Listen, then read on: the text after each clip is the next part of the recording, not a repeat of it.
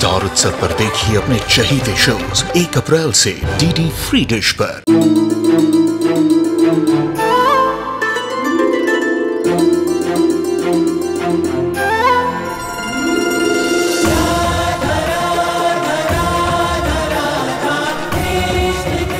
उत्तर प्रदेश की ब्रजभूमि से आरंभ हुई वो प्रेम गाथा जिसने पूरे जग को समझाई प्रेम की परिभाषा। देखिए राधा कृष्ण 1 अप्रैल से सुबह 11 बजे स्टार उत्सव पर। सर आप कैसे भी करके मेरी बहन को ढूंढिए। डोंट वरी, हमने अपनी पूरी टीम को काम पे लगा दिया, आपकी बहन मिल जाएगी। चलो।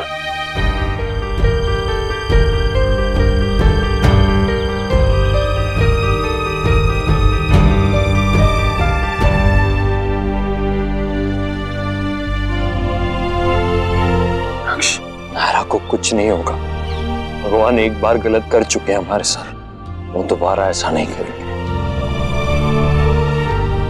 नायरा को कुछ नहीं होना चाहिए भगवान, वो जहां भी है जल्दी से हमें मिल जाए प्लीज।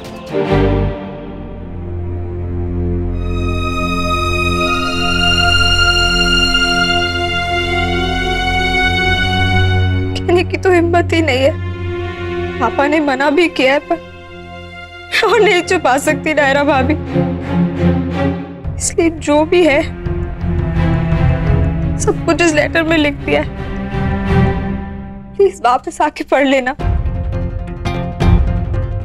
प्लीज।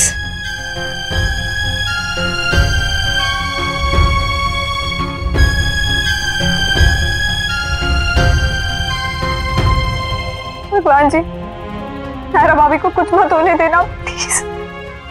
नहीं उनकी मम्मा के साथ वो भगवान जी प्लीज प्लीज।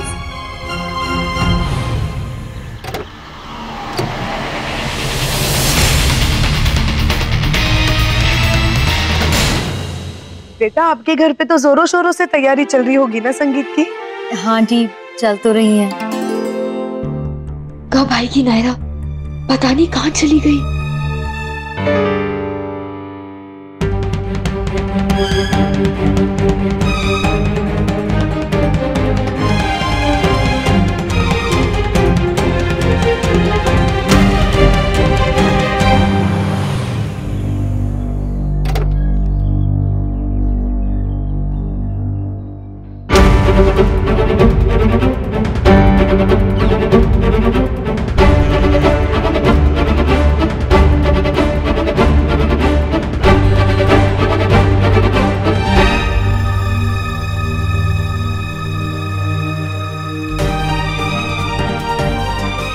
नायरा, नायरा तुम ठीक तो हो?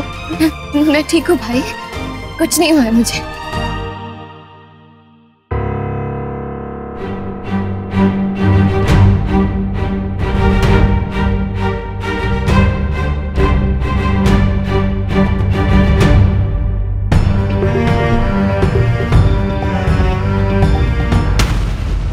चक्कर आ रहे थे तो दवाई खाई है, बस उसका नशा है और कुछ नहीं। मैं बिल्कुल ठीक हूँ। क्या ठीक हो? गाड़ी की टक्कर हो गई, तुम बेहोश हो गई और तुम कह रहे हो कि तुम ठीक हो। क्या कह रहे सर? एक्सीडेंट कैसे हुआ नायरा? हाँ बेटा, हमने तुम्हारी गाड़ी उस कच्चे रास्ते पर देखी। क्या हुआ था बेटा? और नायरा अगर तुम बेहोश हो गई थी तो यहाँ तक कैसे पहुंची? इन्होंने पहुंचा है।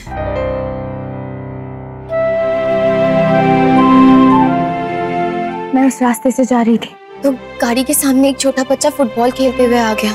उसे बचाने के चक्कर में मेरी गाड़ी पेड़ से टकरा गई और मैं बेहोश हो गई।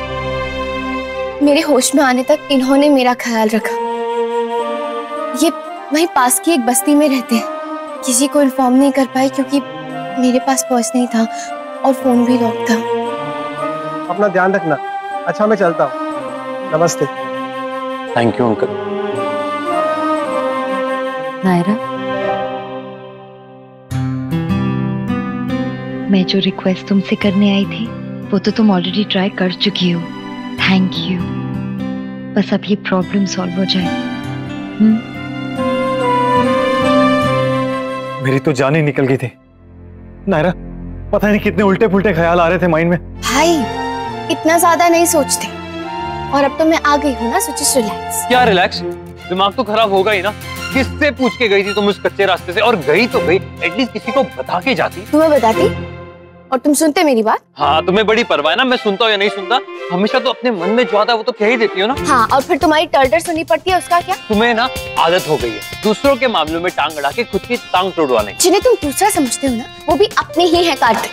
तुम पागल हो गई। अच्छा, और तुम क्या हो? सच्चा हूँ, और तुमसे तो बहुत अच्छा हूँ। खाक अच्छे हो तुम, हमेशा तो झगड़ा करते रहते हो, कभी भी नहीं सुनते किसी की बात, हमेशा अपनी मनमानी करते हो। हाँ, तुम दूसरों की बात बहुत मानती हो ना, तुम कभी खुद की बात नहीं मनवाती। तुम चुप जाओ, मुझे तुमसे बात ही नहीं करनी। मुझे भी तुमसे कोई बात नहीं करनी, कोई इंटरेस्ट नहीं। बस बच्चों बस, इससे पहले कि ये बात झगड़े में तब्दील हो जाए, शांत हो जाओ।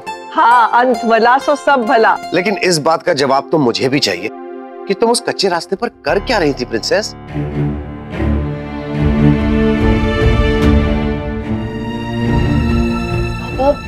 वो मैं सर, वो मेरा एक काम पेंडिंग रह गया था। आई एम श्योर वही पूरा करने गई होगी।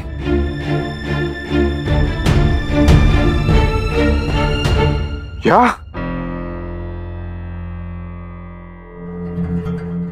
सीरियसली?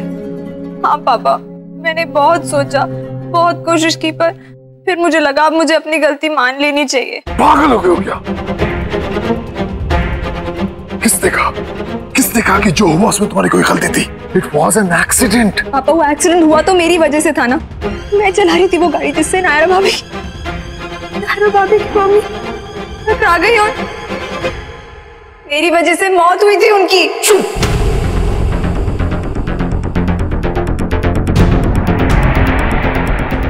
बिल्कुल चुप। खबरदार, अगर दोबारा ये बात अपने मुंह से निकाली, तुमने कुछ नहीं किया, जानबूझकर नहीं मारा तुमने किसी को भी। It was an accident, please understand. हमको तभी के तभी सबको बता देना चाहिए था पापा। नहीं मानसी, हम ये बात किसी को नहीं कहेंगे, समझी तुम? अनजाने में हुई तुम्हारी इस गलती की सजा मैं पूरे परिवार को नहीं दे सकता। प्लीज अंडरस्टैंड, तुमने जानबूझकर कुछ नहीं किया। ये बात मैं समझता हूं, कोई और समझे इसकी कोई गारंटी नहीं है। इसीलिए प्लीज मुझे अपने तरीके से हैंडल करने दो सब कुछ। हाँ, अगर ये बात बाहर आ गई तो सिर्फ तुम पर असर नहीं होगा, बल्कि पूरी फैमिली पर पड़ेगा, सारे रिश्तों पर असर पड़ेगा। ये मैं होने नहीं दूंगा, समझ लो ना तुम।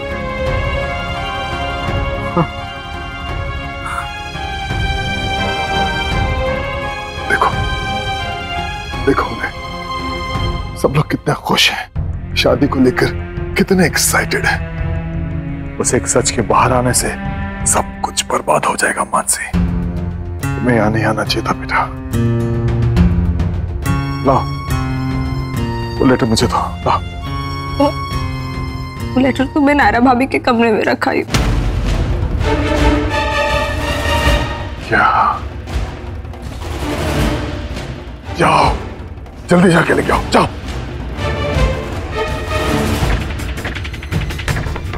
शुक्र है मैं टाइम पे आ गया, बहुत बड़ा कांड होने से बच गया।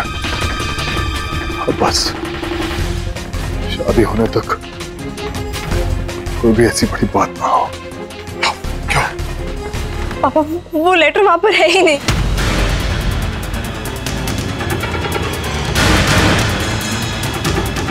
क्या?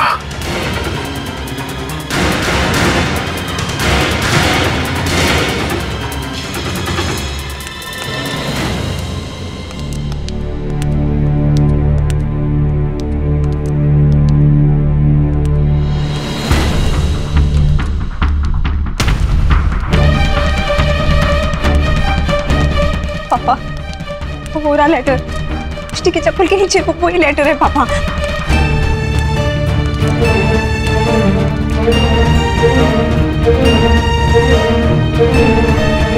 थैंक गॉड वो ठीक है।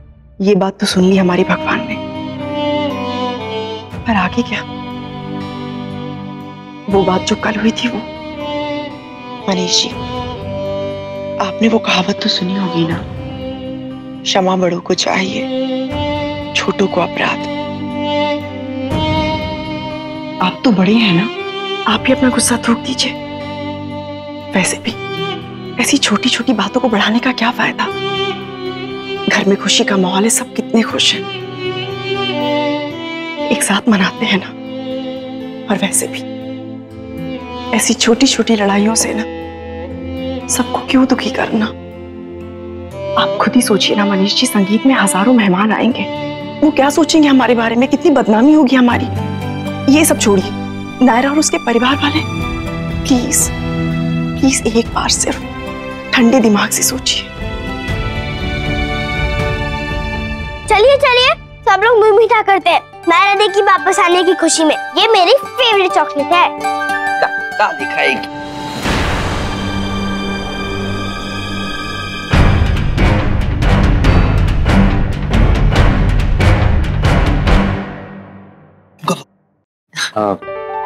अरे खा लो नहीं होगे मोटे तुम। और अगर हो भी गए तो संगीत में डांस कर करके अपने आप वेट कम हो जाएगा। भाई नहीं मिष्टी, मेरा मन नहीं। क्यों भाई, आप खुश नहीं हो क्या मेरे वापस आने से? शट अप नायरा, ऐसा कुछ नहीं है। तो फिर लीजिए, ये चॉकलेट खाइए मेरे हाथों से, ऐसा मौका बार बार नहीं मिलता। लीजिए। नहीं मेरा मन नहीं, मन नहीं।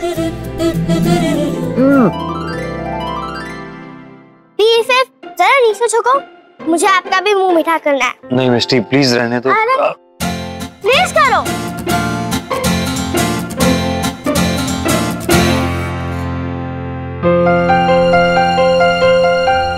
मिष्टी, ये क्या चिपका है तुम्हारे पैर पे?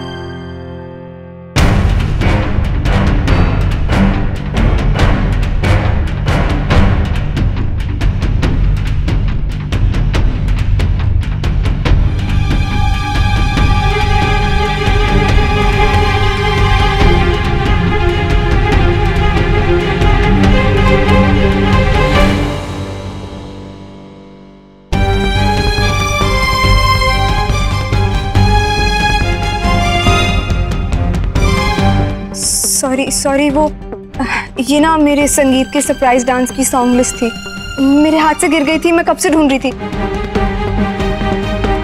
इसलिए आपको नहीं दिखा सकती। सॉरी।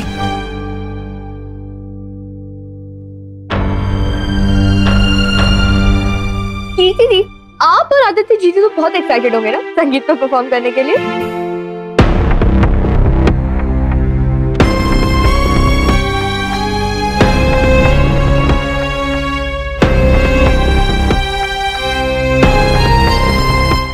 देखा मानसी, सब लोग कितने खुश हैं।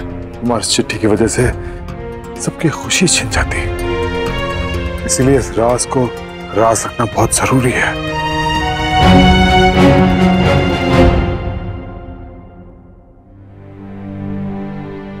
सॉरी माँ, मैं जानता हूं मेरी वजह से कहीं ना कहीं आप परेशान हैं।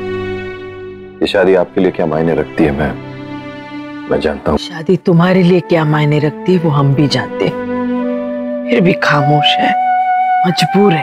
माँ, आपको अगर ऐसा लगता है कि मैं गलत हूँ तो मुझे बताइए। बेटा तुम गलत नहीं हो, मगर वो तो नहीं समझता ना इस बात को। खानदान का नाम, इज्जत क्या मायने रखती है, कैसे इसे यहाँ तक पहुंचाया है हमने, क्या मेहनत, कितनी तपस्या की है, ये सिर्फ हम जानते हैं। उसकी छोटी छोटी गलतियों के लिए इस सबको मिट्टी में तो नहीं मिलाया जा सकता ना माँ। ऐसा नहीं कि मैं उसे प्यार नहीं करता या उसकी खुशियों की परवाह नहीं है, मगर ये क्या बात हुई माँ कि हर बार दोनों में से किसी एक को चुनना पड़ता है मुझे। बहुत कोशिश करता हूँ माँ, मगर नहीं समझ आता कि इस सिचुएशन को कैसे हैंडल करूँ। चिंता मत करो बेटा, सब ठीक हो जाएगा। सब ठीक हो ही जाएगा माँ, मैं और स्वर्णा शादी में नहीं आएंगे तो। नहीं बेटा, हम कह चुके हैं अगर तुम शादी में नहीं जाओगे तो हम भी नहीं जाएंगे। नहीं माँ, गलत होगा। मैं कार्तिक से उसकी शादी की खुशी नहीं छीनना चाहूंगा और ना ही आपसे उसमें शामिल होने की। माँ, प्रॉब्लम मेरे और उसके बीच में है तो नहीं आऊंगा मैं। कितने सालों से चली आ रही है नाराजगी, पता नहीं कब खत्म होगी। मगर अपनी तरफ से इतना कह सकता हूँ माँ कि मैं बहुत बार कोशिश कर चुका हूँ और आगे भी करता रहूंगा, मगर खानदान की इज्जत की कीमत पर नहीं। खैर फिलहाल तो परिवार की इज्जत के लिए बेहतर यही होगा कि आप शादी के सारे फंक्शंस में शामिल हो। मैं और स्वर्णा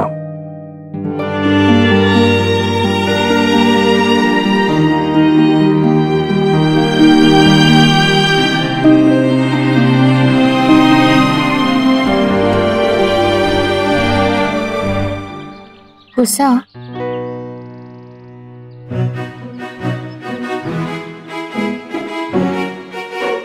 क्या है? क्यों इरिटेट कर रही हो? मैंने कुछ पूछा। गुस्सा हो? शक्ल देख के समझ में नहीं आ रहा कि हाँ हूँ। तो तुम्हें समझ में नहीं आता कि कब से मैं तुम्हारे इस मुंह के फुले हुए गुब्बारे को फोड़ने की कोशिश कर रही हूँ ताकि सारा गुस्सा फट से फूट के बाहर आ जाए। ये ना ये ज्यादा क्यूट बनने की कोशिश मत करो। I don't like you। हट झूठी। अरे इसमें झूठ क्या है? सच्ची तो कहा मैंने। हाँ? तुम क्या जानो प्यार किसे कहते हैं? थोड़ी देर के लिए गायब हो गई थी ना तुम, तो दुनिया पलट गई थी, मेरी जान निकल रही थी और मुझे कह रही हो कि मुझे नहीं पता कि प्यार किसे कहते हैं। उसे प्यार नहीं, उसे चिंता कहते हैं। अच्छा, रोटी में से आटा अलग और पानी अलग करके दिखाओ तो मैं समझूंगा कि प्यार और चिंता कितना अलग अलग होता है। वाह, क्या रसोई टाइप एग्जांपल दिया। मन कर चटनी बना दूं, तुम्हारा कचुम्बर निकाल दूं। बड़ी जलेबी बनी फिरती है ना, लेकिन हो एकदम हरी मिर्च की तरह। नहीं नहीं नहीं, लाल मिर्च की तरह, कड़वी तीखी पर टेस्टी। मुझे क्या पता, मैंने कब टेस्ट किया। हाँ हाँ बस बस ठीक है, ज्यादा मुस्कुराओ मत। अभी भी नाराज हूं मैं तुमसे। ओके, मेरे मना करने के बावजूद भी मिस्टर गोयंका से मिलने चली गई तो ठीक, वेरी गुड। अब उन्हीं के साथ रिश्ता रखो, उन्हीं को शादी में बुलाओ। मुझे माफ करो, बहुत शौक है ना तुम्हें टूटे हुए रिश्तों की मरम्मत करने का, तो करो, जो करना है वो करो। लेकिन इतना याद रखना कि जितना उधर झुकोगे उतना ही इधर से दूर हो जाओगे। बिना मतलब की ईगो लिए बैठे हो तुम कार्तिक। वो हमारे बड़े हैं, क्या हो जाएगा अगर हम उन्हें मना लेंगे, उनसे माफी मांग लेंगे।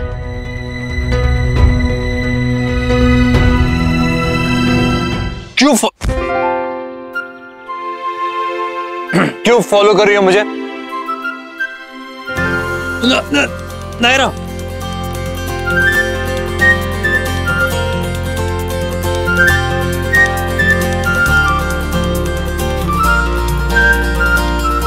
बुद्ध हो तुम एक नंबर के। मुझसे इसलिए नाराज थे कि मैं उनसे मिलने जा रही थी।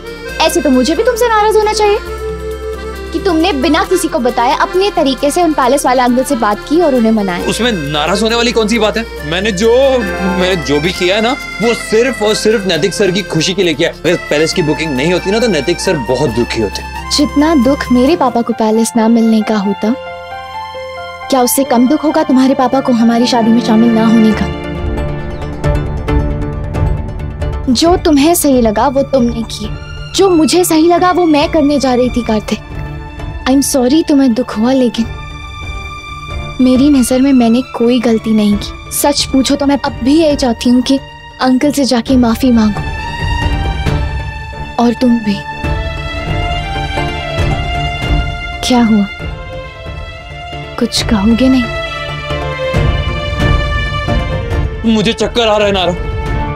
हाँ? हाँ। चक्कर?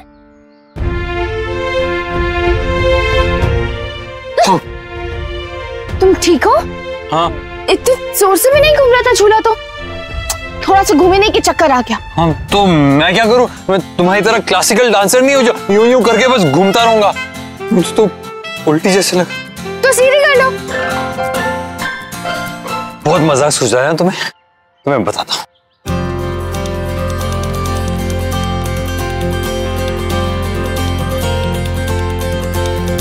छू कर गई तेरी छुअन,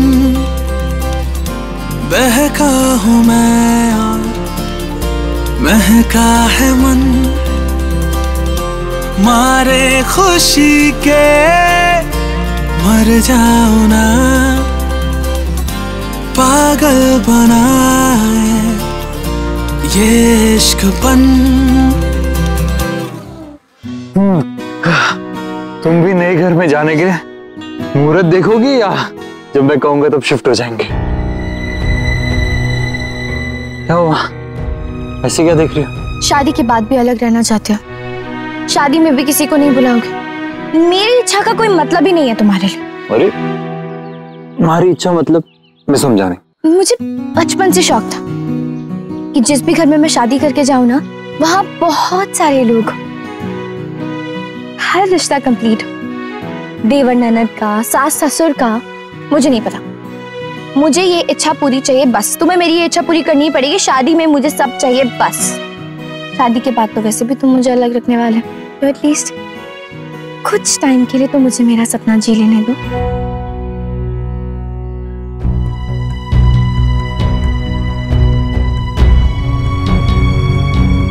कार्तिक, ऐसा भी क्या मांग लिया मैंने जो तुम पूरा नहीं कर सकते? घर के लोग हैं सब तो आना ही चाहते हैं, लेकिन तुम मना कर रहे हो। क्यों अपनी जिद की वजह से इतने लोगों का दिल तोड़ रहे हो तुम? सब कितना प्यार करते हैं, तुम कितना चाहते हैं और तुम्हें, और तुम जरा सोचो दादी को कैसा लगेगा कि वो है पर उनका बेटा नहीं। पापा के बारे में नहीं सोचना है तुम मत सोचो, पर दादी के बारे में तो सोचो। तुम उन्हें क्यों इस मुश्किल में डाल रहे हो कि उन्हें अपने बेटे और पोते के बीच में किसी एक को चुनना पड़े? सिर्फ उन्हें ही नहीं, तुम बाकी सबको इस मुश्किल में डाल रहे हो। क्यों?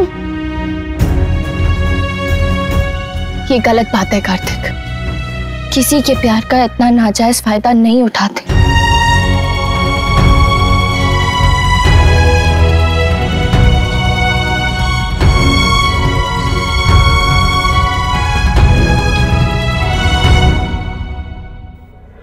ये रिश्ता क्या है